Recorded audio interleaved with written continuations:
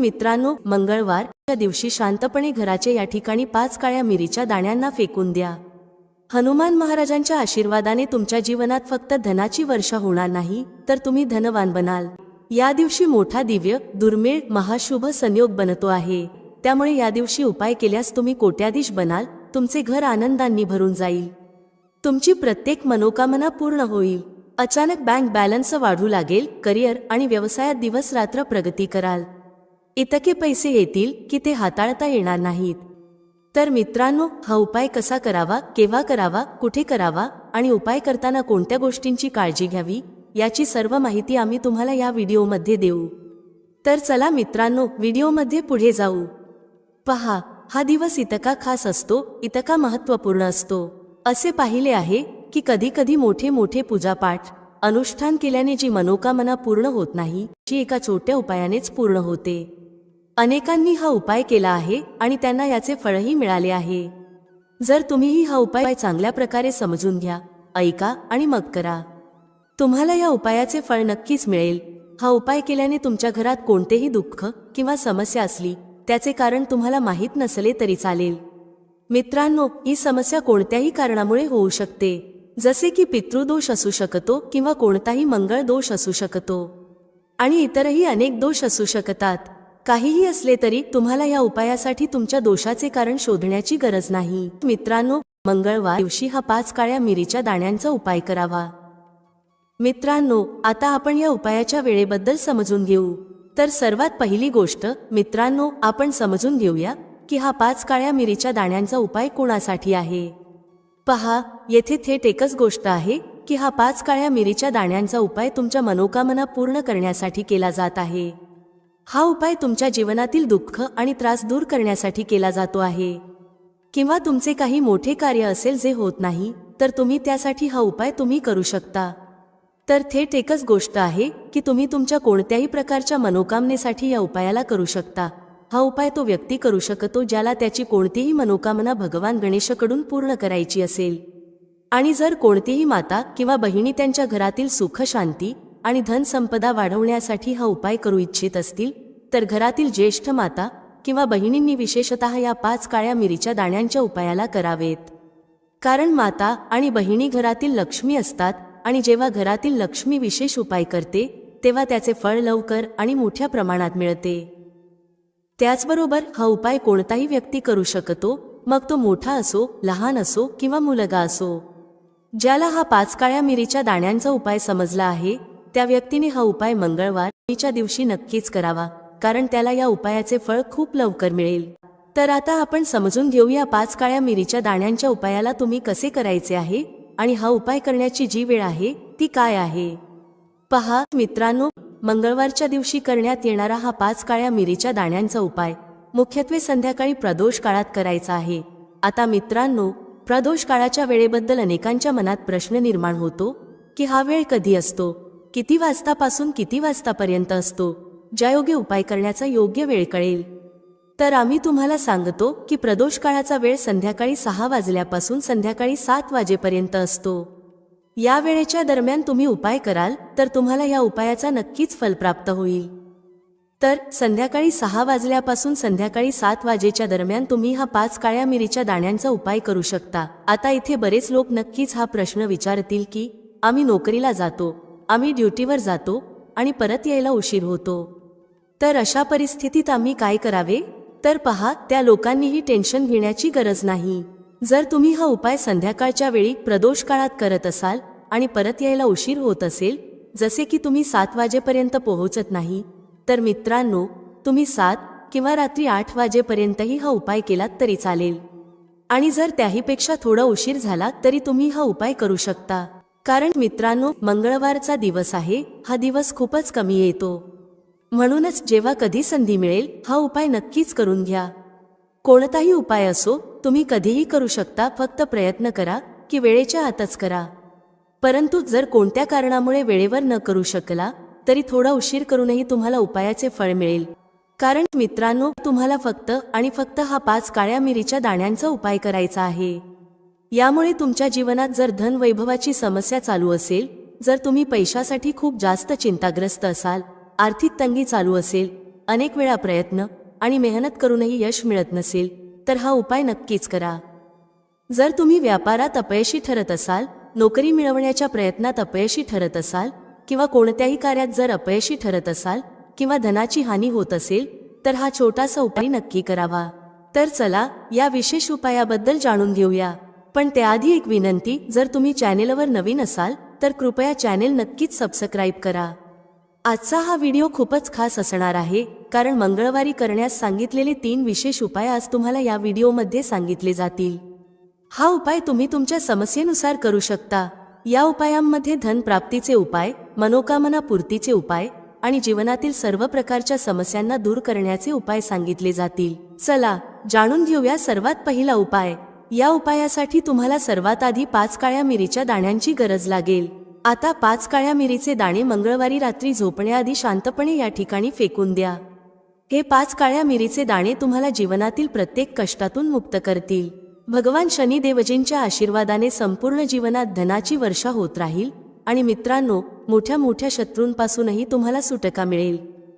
मित्रांनो, आजचा व्हिडिओ खूपच खास आहे, कारण काळ्या मिरीच्या दाण्यांना घरात जाळल्यास तुम्ही तुमच्या घरातून नजर दोषही दूर करू शकाल. तसेच जर तुमचा कोणताही गुप्त शत्रू असेल किंवा तुमच्या घरात धनाची कमतरता खूपच जास्त असेल, घरात पैसा टिकत नसेल आणि नजर दोषाचा प्रभाव तुमच्यावर आणि तुमच्या कुटुंबावर खूपच असेल, घरातील सदस्यांपैकी कधी कोणाची तब्येत खराब असते तर कधी कोणी आजारी असतो आणि तुमच्या घरात पैशांची बर्बादी खूप होत असेल, अशा परिस्थितीत मंगळवारच्या दिवशी 7 काली मिरीचे दाणे घरात जाळल्याने तुम्ही तुमच्या जीवनातील सर्व दुःखांपासून कायमचा सुटका मिळवू शकता.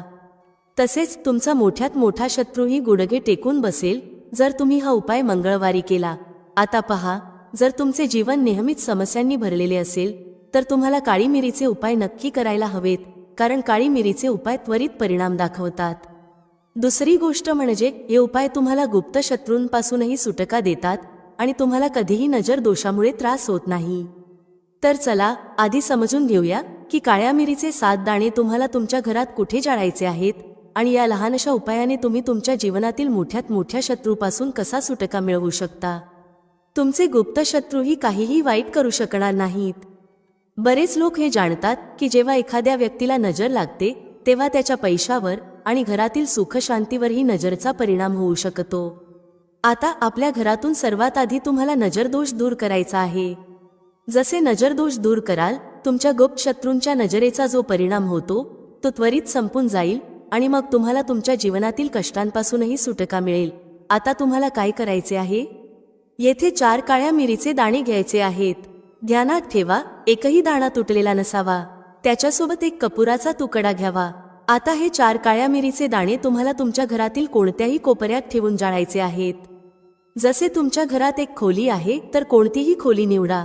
त्या खोलीच्या एका कोपऱ्यात हे 4 काळ्या मिरीचे दाणे कपुरासह जाळा आणि जाळल्यावर त्याची राख घराबाहेर फेकून द्या. पहा, जसेच तुम्ही काळ्या मिरीचे दाणे कपुरासोबत जाळता, तुमच्या जीवनात एक चमत्कार होईल.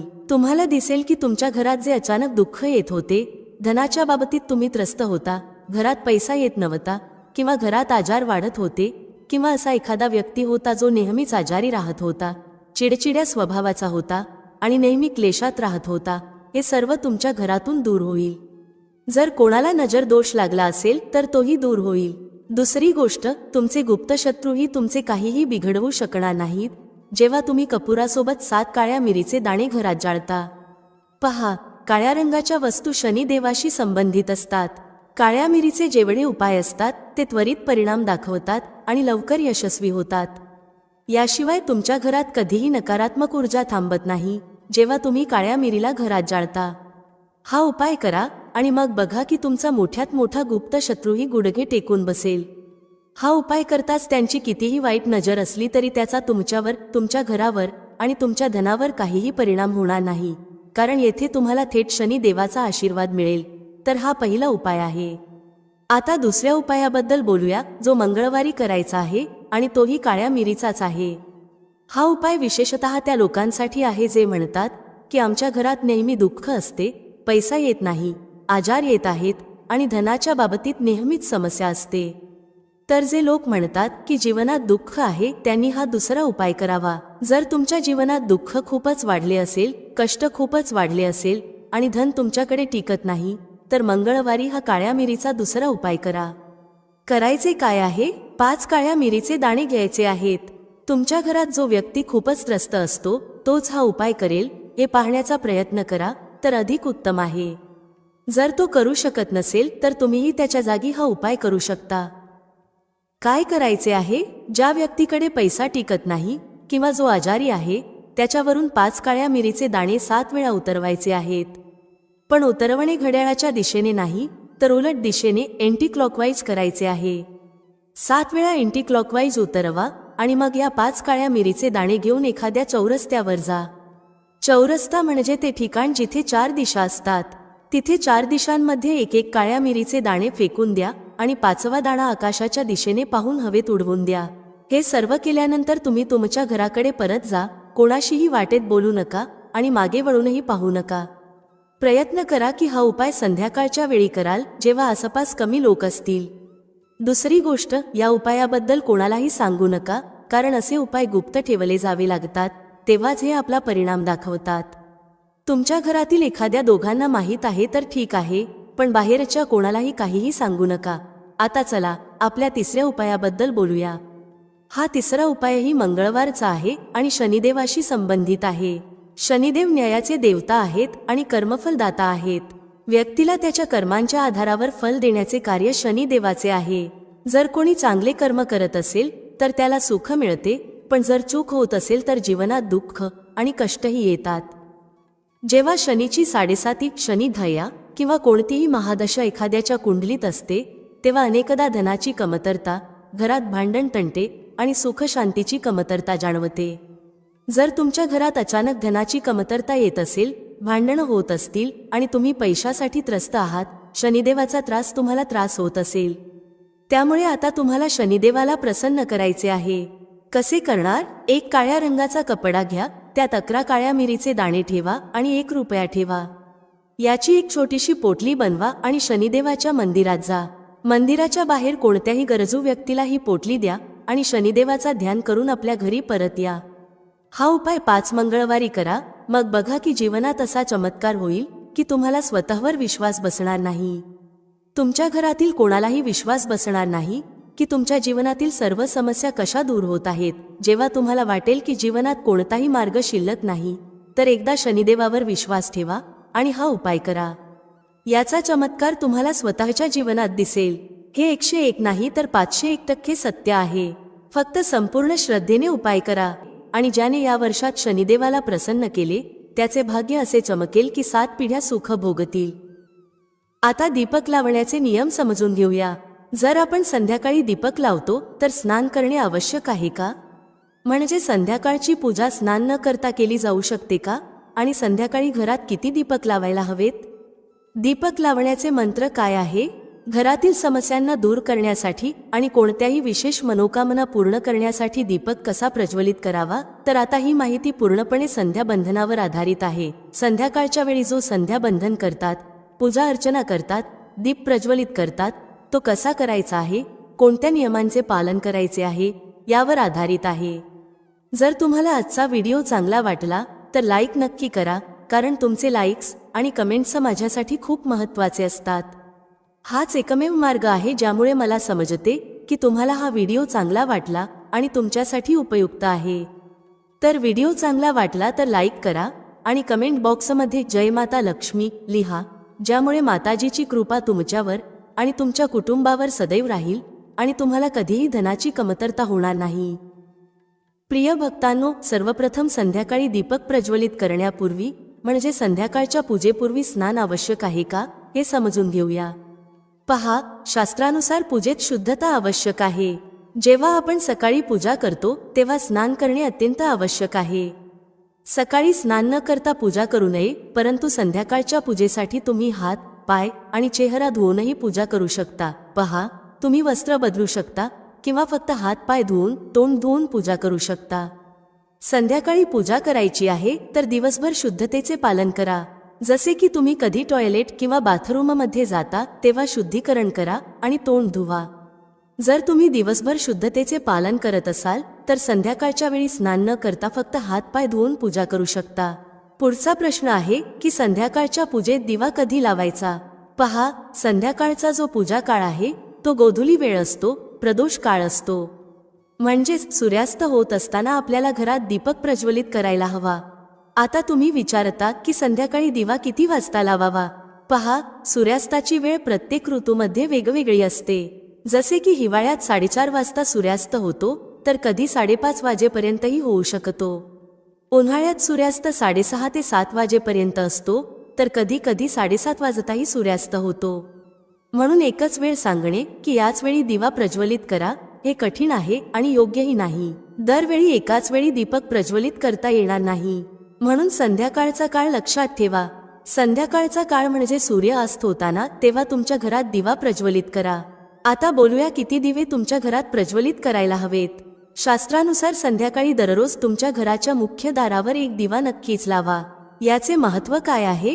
पहा, शास्त्रानुसार संध्याकाळी लक्ष्मी माता आणि त्यांची बहीण दरिद्रता भ्रमण करतात.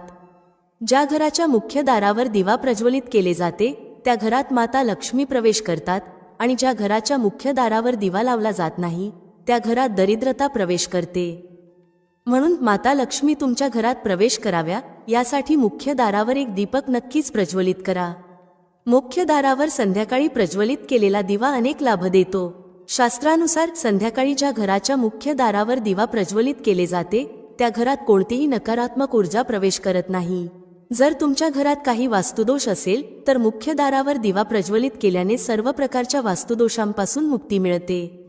आणि जर तुमच्या घरात पितृदोष आहे, ज्यामुळे समस्यांचे आगमन होत असेल, तर मुख्य दारावर दिवा प्रज्वलित केल्याने घराचा पितृदोषही संपतो. याशिवाय जर घरात कोणतीही अशांती असेल, आजारपण असेल किंवा आर्थिक तंगी असेल, तर मुख्य दारावर दिवा प्रज्वलित केल्याने सर्व प्रकारच्या समस्यांपासून मुक्ती मिळते. त्यामुळे घराच्या मुख्य दारावर दिवा प्रज्वलित करणे अत्यंत आवश्यक आहे. शास्त्रानुसार घराच्या मुख्य दारावर एक दिवा असायला हवा. आणि दुसऱ्या दिव्याबद्दल बोलायचे झाले तर दुसरा दिवा तुम्हाला तुमच्या घरातील तुळशीजवळ प्रज्वलित करायला हवा. शास्त्रानुसार जर संध्याकाळच्या वेळी संध्याकाळात तुळशीच्या मुळांजवळ अंधार राहत असेल तर अशा परिस्थितीत दरिद्रतेचे स्थायी वास तयार होतो. ज्या घरांमध्ये संध्याकाळी तुळशीजवळ दीप प्रज्वलित केला जातो त्या घरात लक्ष्मीचा वास असतो. श्री हरी विष्णूंसह महालक्ष्मी अशा घरात वास करतात. म्हणून संध्याकाळच्या वेळी तुळशीजवळ एक दिवा नक्की प्रज्वलित करा. आता बोलूया पुढच्या दिव्याबद्दल. संध्याकाळी आपल्या घराच्या ईशान कोपऱ्यात म्हणजेच जिथे तुम्ही तुमच्या घराचे मंदिर बांधले आहे त्याच ठिकाणी घराच्या मंदिरात एक दिवा नक्की प्रज्वलित करा. 2-3 दिवे तुम्ही दररोज प्रज्वलित करायला हवेत. जर तुम्ही हे 3 दिवे दररोज प्रज्वलित करता तर विश्वास ठेवा की तुमच्या घरातील बऱ्याच समस्या आपोआपच संपून जातील. आता पुढील प्रश्नाबद्दल बोलूया, जो तुम्हाला नेहमीच पडतो की दिवा कोणत्या तेलाने प्रज्वलित करावा? मोहरी तेल घालू शकतो का? किंवा तिळाच्या तेलाचा वापर करावा का? किंवा शुद्ध तुपाचा वापर करावा? कोणत्या तेलाने दिवा प्रज्वलित करावा? पहा, शास्त्रानुसार मोहरीच्या तेलाचा दिवा सर्वत्र प्रज्वलित करू नये. मोहरीचे तेल हे कडवट तेल मानले जाते आणि शनिदेवासाठी हे प्रज्वलित करतात. शनिदेवासाठी जर तुम्ही दीपदान करता शनिवारी तर मोहरीच्या तेलाचा दिवा प्रज्वलित करायला हवा. तुम्ही पिंपळाच्या झाडाजवळही मोहरीच्या तेलाचा दिवा प्रज्वलित करू शकता किंवा भैरव देवासाठीही तेलाचा दिवा लावला जातो. शास्त्रानुसार घरात जो दिवा प्रज्वलित केला जातो किंवा कोणत्याही देवतेसाठी जो दिवा लावला जातो त्यात गायीचे तूपच टाकून प्रज्वलित करावे. जर शुद्ध गायीचे तूप मिळत नसेल तर जे तूप उपलब्ध आहे त्याचा उपयोग करू शकता किंवा तिळाच्या तेलाचा दिवा प्रज्वलित करू शकता. दररोज जो दिवा प्रज्वलित करता, मुख्य दाराजवळ असो, तुळशीजवळ असो किंवा ईशान कोपऱ्यात असो, सर्व दिवा तिळाच्या तेलाने किंवा शुद्ध तुपानेच प्रज्वलित करावेत. आणि हो, दिवा ठेवताना एक गोष्ट लक्षात ठेवा, कधीही दिवा थेट जमिनीवर ठेवू नका. दिव्याच्या खाली दररोज थोडेसे तांदूळ किंवा फूल ठेवू शकता. जर तुम्ही दिव्याच्या खाली तांदूळ ठेवत असाल तर ते अखंड असायला पाहिजेत. असे मानले जाते की जर तुटलेल्या तांदळाचा वापर पूजेत केला तर घरात दरिद्रता येते. मित्रांनो, लिंबू आणि मिरची टांगण्याची परंपरा ही आत्ताच नव्हे तर प्राचीन काळापासून चालत आलेली आहे. लिंबू मिरची आपण आपल्या दुकानाच्या समोर का टांगतो किंवा लोक आपल्या घराच्या समोर का टांगतात? याबाबत बहुतेक लोकांना माहिती नसते. अनेक लोक असे विचार करतात की घराबाहेर लिंबू मिरची टांगल्याने दृष्ट लागणार नाही. हे काही प्रमाणात खरे असले तरी पूर्ण सत्य नाही. लिंबू मिरची कधी टांगावी, कारण यालाही एक विशिष्ट वेळ, दिवस आणि प्रक्रिया आहे. हे समजून घेतले तर तुमच्या घरातून दारिद्र्य कायमचे दूर होईल. मित्रांनो, लक्ष्मी आणि कुलक्ष्मी. होय, लक्ष्मी देवी आणि कुलक्ष्मी याबद्दल बोलते कारण कुलक्ष्मी या देवी लक्ष्मीच्याच मोठ्या बहीण आहेत. तर लक्ष्मी आणि कुलक्ष्मी या दोघी एकत्र येतात. त्या दोघी एकाच वेळी प्रत्येक माणसाच्या दारावर शयनकाळात येतात. त्यांचं येण्याचं कोणतंही ठरलेलं वेळापत्रक नसतं. ज्या घराच्या दारावर लिंबू आणि मिरची टांगलेले असते त्या घरात कुलक्ष्मी प्रवेश करतात. होय, त्या लिंबू आणि मिरची खातात, कारण लिंबू आणि मिरची त्यांचे प्रिय अन्न आहे. मिरची खाल्ल्यानंतर त्या घराच्या दारातून परत जातात, कारण लिंबू मिरची कुलक्ष्मीचं आवडतं अन्न आहे. आणि त्यामुळेच त्यांना थांबवण्याचं हे एक जबरदस्त शक्तिशाली उपाय आहे. ज्या घरात गोड पदार्थ तयार होतो त्या घरात माता लक्ष्मी प्रवेश करतात. प्रत्येक गोष्टीला मर्यादा असते. जसे की लक्ष्मण रेषा, सीतेने ती रेषा ओलांडली म्हणजेच मर्यादा ओलांडली. तर या जगातील प्रत्येक गोष्ट एका मर्यादेत बांधली आहे. तर मित्रांनो, ज्या घरात लिंबू मिरची नसते तिथे कुलक्ष्मी प्रवेश करतात. त्यामुळे आजही असं म्हणतात की घरात एकत्र लिंबू आणि मिरची ठेवू नये. जर तुम्ही फ्रीजमध्ये एकाच टोपलीत लिंबू आणि मिरची ठेवल्या तर तुमच्या घरी दारिद्र्य येतं. दारिद्र्यासोबत दुःख आणि वेदना देखील येतात. दारिद्र्याची अपत्य कोण आहेत? दुःख आणि वेदना. म्हणून आजच्या व्हिडिओमध्ये मी तुम्हाला सविस्तर सांगणार आहे की घराबाहेर लिंबू मिरची का टांगावी आणि त्याचे फायदे काय आहेत. अजूनपर्यंत कमेंट बॉक्समध्ये जय माता लक्ष्मी लिहिलं नसेल तर नक्की लिहा आणि व्हिडिओला लाईक करा. चला आता विस्ताराने जाणून घेऊया की घराबाहेर लिंबू मिरची का टांगावी आणि त्यास अभिमंत्रित कसं करावं जेणेकरून तुम्हाला याचा पूर्ण लाभ मिळेल. हे देखील जाणून घेणं महत्त्वाचं आहे. तर मित्रांनो, पहिले म्हणजे जर तुम्ही घराच्या बाहेर लिंबू मिरची टांगता तर ते दारिद्र्य म्हणजेच दरिद्रतेपासून वाचवते. ही गोष्ट तुम्हाला दुःख, रोग, व्याधी आणि यातना यांसारख्या त्रासांपासून वाचवते, कारण लिंबू मिरचीमध्ये इतकी ताकद असते की ती साधारण नाही. अनेक प्रकारच्या नकारात्मक शक्तींना तुमच्या घरात प्रवेश करण्यापासून रोखते. यानंतर याचा दुसरा आश्चर्यकारक फायदा असा आहे की हे नजरेचा दोष आणि काळ्या जादूसारख्या नकारात्मक शक्तींना घरात प्रवेश करण्यापासून अडवते. लिंबू मिरची या शक्तींना स्वतःकडे ओढून घेते आणि त्यांचा नाश करते. ही एक साधी कृती असून कमी वेळात प्रभाव देते.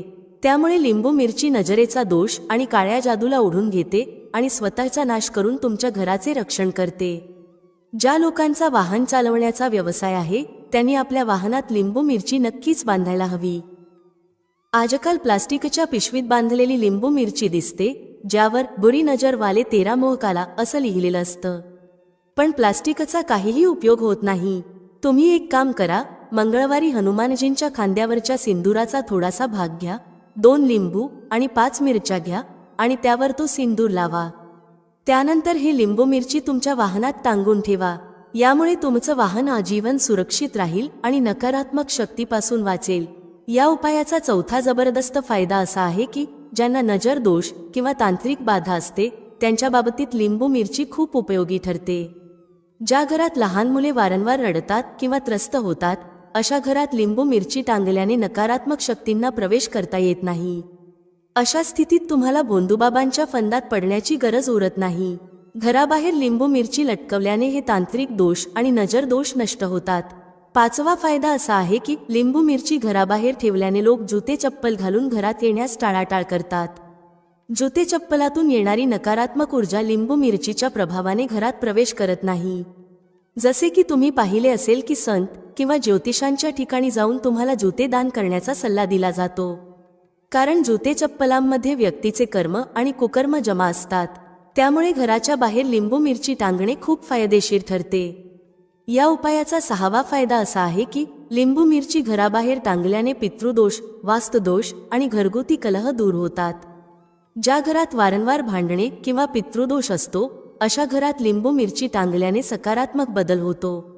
व्यापार किंवा दुकानात विक्री वाढत नाही अशा ठिकाणी देखील लिंबू मिरची टांगल्याने सुधारणा होते. शेवटी याचा 7वा फायदा म्हणजे घरात रोग व्याधींना प्रवेश करता येत नाही. आपल्यापैकी अनेक लोकांच्या घरात सतत कोणी ना कोणी आजाराने त्रस्त असतो. आता ज्या घरात लोक आजाराने त्रस्त असतात तसं का होतं? कारण तुम्ही घरात कोणतेही उपाय करत नाही किंवा सोपे टोटके अंमलात आणत नाही. त्यामुळे तुमच्या घरात आजारपण सहज प्रवेश करतात. परंतु ज्या घराच्या बाहेर लिंबू मिरची टांगलेली असते त्या घरात आजारपण प्रवेश करत नाही. का करत नाही? कारण लिंबू मिरची त्याला अडवते. ही लक्ष्मण रेषेसारखी काम करते. स्वतः नष्ट होते, स्वतः सुकते, पण घरातला आजारपण, रोग आपल्यात खेचून घेते, त्याला दूर करते आणि तुमचं रक्षण करते. रोग आणि व्याधी लिंबू मिरची तुमच्या घरात, कार्यालयात किंवा दुकानात टांगलेली असेल तर त्या ठिकाणी आजारपण जात नाही, पळून जाते. त्यामुळे आजपासून तुमच्या घराबाहेर लिंबू मिरची टांगायला सुरुवात करा. कारण मित्रांनो, हे तुमच्यासाठी खूप फायदेशीर ठरेल. हे तुमच्या आध्यात्मिक उन्नतीस मदत करतं, स्वतः नष्ट होतं आणि तुमचं रक्षण करतं. सर्वांना सांगू इच्छिते की लिंबू मिरची किमान 15 दिवस ते महिन्याभराच्या आत नक्कीच बदलली पाहिजे. खर्च किती होईल? फक्त 5 ते 10 रुपयामध्ये तुमचं काम होईल. एक माळ तयार होईल. त्यामुळे हे काम नक्की करा आणि लिंबू मिरचीचा प्रभाव नक्की बघा. कोणत्याही वस्तूला एक निश्चित कालावधीपर्यंतच प्रभाव असतो, त्यानंतर तो संपतो. त्यामुळे प्रयत्न करा की लिंबू मिरची दर महिन्याला बदला, याचा पूर्ण लाभ तुम्हाला मिळेल. मित्रांनो, ही सर्व माहिती जनहित लक्षात घेऊन दिली जात आहे. ज्योतिष आणि धार्मिक उपाय हे आपल्या श्रद्धेवर आणि विश्वासावर अवलंबून असतात. आमच्या व्हिडिओचा उद्देश फक्त तुम्हाला योग्य सल्ला देणे आहे. या संदर्भात आम्ही कोणत्याही प्रकारचा दावा करत नाही. तर मित्रांनो, आजचा हा व्हिडिओ तुम्हाला कसा वाटला? आम्हाला कमेंट करून नक्की कळवा. जर हा व्हिडिओ तुम्हाला आवडला असेल तर कमेंट बॉक्समध्ये जय माता लक्ष्मी नक्की लिहा. पुन्हा भेटू पुढच्या व्हिडिओमध्ये नवीन माहिती घेऊन. तोपर्यंत जय श्रीराम. व्हिडिओ पाहिल्याबद्दल धन्यवाद. भेटूया पुढील व्हिडिओमध्ये एका नवीन चर्चेसह. तुम्हा सर्वांचे मनःपूर्वक आभार. श्री स्वामी समर्थ. जय श्रीराम. जय श्री हनुमान. जय श्री कृष्ण. जय माता लक्ष्मी.